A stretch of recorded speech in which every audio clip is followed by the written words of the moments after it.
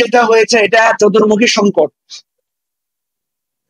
সেনাবাহিনী আমাদের এই গণ অভ্যুত্থানে চূড়ান্ত মুহূর্তে অসাধারণ ভূমিকা রেখেছে, এটা তাদের একটা গ্লোরিয়াস চ্যাপ্টার।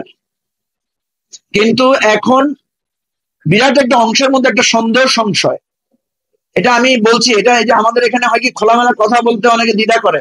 সেনাবাহিনী প্রধানের বিভিন্ন বক্তব্যের কারণে মনে হয়েছে যে এটা এস্টাবলিশ করা হয়েছে বা অনেকের মধ্যে ধারণা তৈরি হয়েছে যে এই সরকারের সাথে সেনাবাহিনী সহযোগিতামূলক মনোভাব রাখছে না।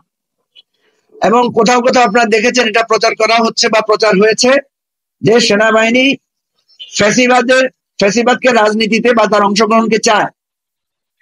তো এই জিনিসগুলো একটা জটিলতা, মানে আপনার একদিকে ভালো দিক, আরেকদিকে আপনাকে নিয়ে সংশয়। এই সরকার সবগুলা লোকের মধ্যে বেশিরভাগ লোকই সৎ, বেশিরভাগ লোকই আমরা দেখেছি তারা কর্মস্পৃহ এবং তাদের কোনো বদনাম বা তাদের সম্পর্কে তেমন কোনো খারাপ কিছু নাই। কিন্তু রাজনৈতিকভাবে ওনারা খুবই অপরিপক্ক, রাজনৈতিকভাবে ওনারা খুবই দুর্বলতার পরিচয় দিয়েছেন। তাহলে দেখেন, ওনাদের যদি একটা সবটাই ত্রুটি থাকতো, আমরা ওনাদেরকে একটা পজিশন নিতে পারতাম। ঠিক তেমনি ভাবে এই যে ছাত্র সমাজ যারা আজকে এনসিপি বা আজকে যারা আমাদের বৈষম্য বিরোধী ছাত্র আন্দোলন, তাদের ভূমিকার জন্য এই জাতি তাদের কাছে ঋণী।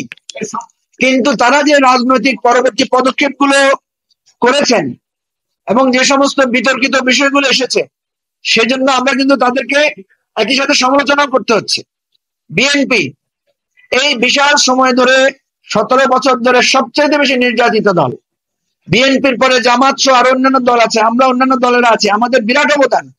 কিন্তু দেখা গেল আমরা এখন যেটা করছি, পরস্পরের সাথে যে এই কাজটা করছি, এটাকে কেউ সমর্থন দিতে পারে না। ফলে আমি যেটা বলছি, সংকটটা কেমন দেখেন, কারো যদি সবটাই দোষ হতো এটা আমাদের জন্য সুবিধা হতো, বা সবটাই গুণ হতো আমাদের জন্য ভালো হতো। একই ব্যক্তির দোষ, একই ব্যক্তির ত্রুটি, ফলে এই জায়গায় আমরা কাউকেই বাদ দিয়ে এগোতে পারছি না। এইটাই হচ্ছে একটা চতুর্মুখী সংকট। সেই জন্য আমরা দায়ী হিসেবে দেখি, সবাই আমরা দায়ী, সবাই আমরা ভুল করেছি।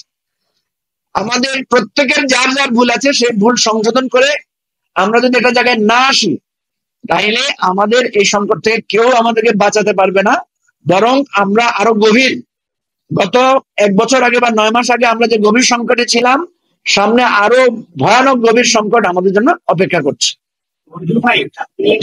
ওনারা স্বেচ্ছায় যদি আহ্বান করেছে, আপনারা তো জানেন যে আমরা হয়েছে কি, আমরা আসলে চাই যে বিতর্ক কমাতে।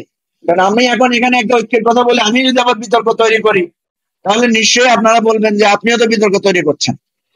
আমরা বলতে চাই, এগুলো নিয়ে কথা এসেছে, কারণ বিএনপি কিছু উপদেষ্টার দাবি জানিয়েছে, আবার তারা কিছু দাবি জানিয়েছে।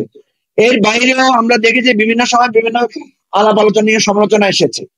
আমরা বিষয়টা বিবেকের উপর ছেড়ে দিতে চাই, যে যারা মনে করছেন আপনারা যে আপনাকে নিয়ে প্রশ্ন তৈরি হয়েছে, আপনাকে নিয়ে বিতর্ক তৈরি হয়েছে, আপনাকে নিয়ে গত 10 দিন আগে আপনাকে যারা ভালোবাসতো তারা আজকে আপনাকে কোনো না কোনো কারণে, আপনার ত্রুটির কারণে আপনাকে পছন্দ করছে না, তো ভাই আপনি নিজ থেকে সরে যান না।